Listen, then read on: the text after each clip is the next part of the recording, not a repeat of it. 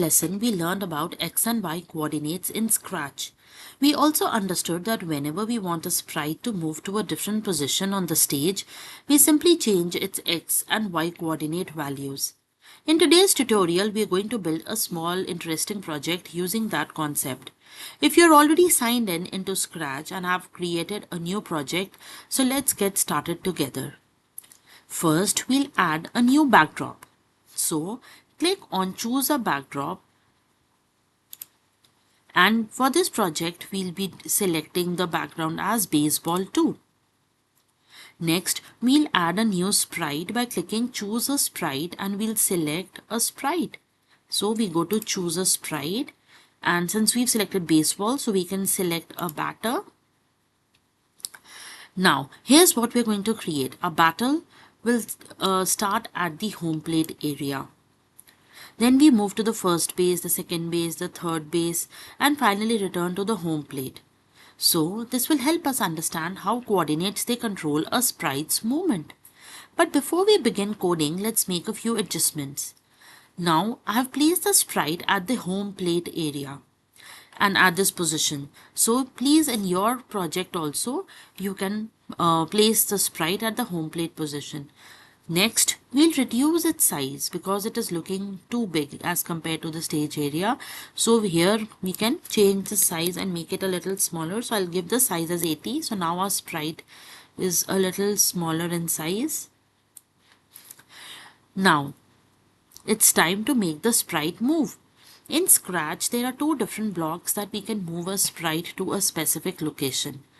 Now, if you see on your left, we have two options. One is go to X and Y, and one is glide 1 second to X and Y.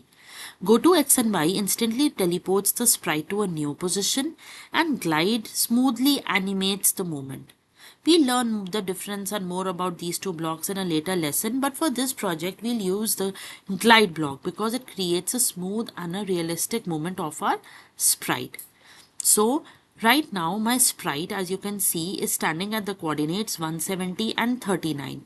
So, if you look below the stage, you can see these are the coordinates X and Y. So, the X coordinate is 170 and Y is 39. Now, I'll drag the sprite from home plate to the first base. So, first, let's take this glide. So, this is where our sprite is currently placed.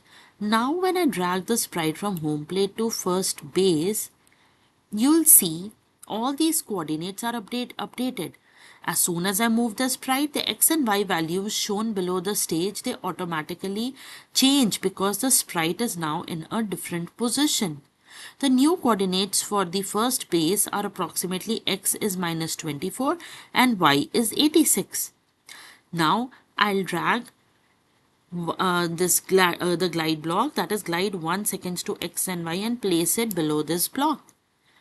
Now I want the sprite to continue moving to the second base. So I'll move my sprite to the second base, and as you can see, the coordinates are updated again. Now the coordinates at the second base automatically, which Scratch has updated, show me the new updated values of X and Y, which is X is minus 147 and Y is 9. So again we'll drag the glide block and we'll snap it below this block, that is for the third base. We'll repeat the same process one more time. Now I'll move the sprite to the third base here. So again you can see Scratch has automatically updated the coordinates. X has become 32 and Y has become minus 41.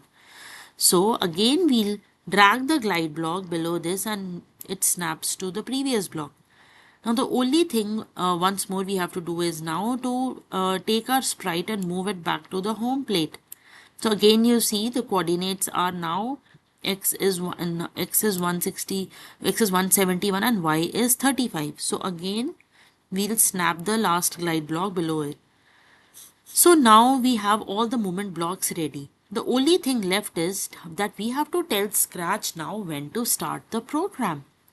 For that, we'll go to the events category, that like we have done before, and we'll be selecting when green flag click block to the very top of our script here, and we'll snap it. This block tells Scratch to run the entire program whenever the green flag is clicked. Now let's test it. When we press the green flag, You can see our sprite is smoothly gliding from one position to the other. The batter smoothly moves from home plate to first base, then to second base, then the third base, and finally comes back to the home plate. It is such a smoother than instantly jumping from one place to another. Let's run it one more time so you can clearly see the complete animation once more.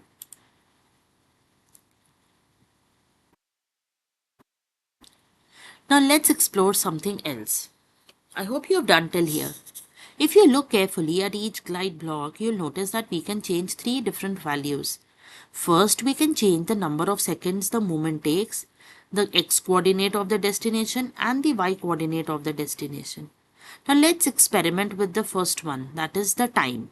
Currently, the sprite takes 1 second to move from home plate to first base, like you just saw.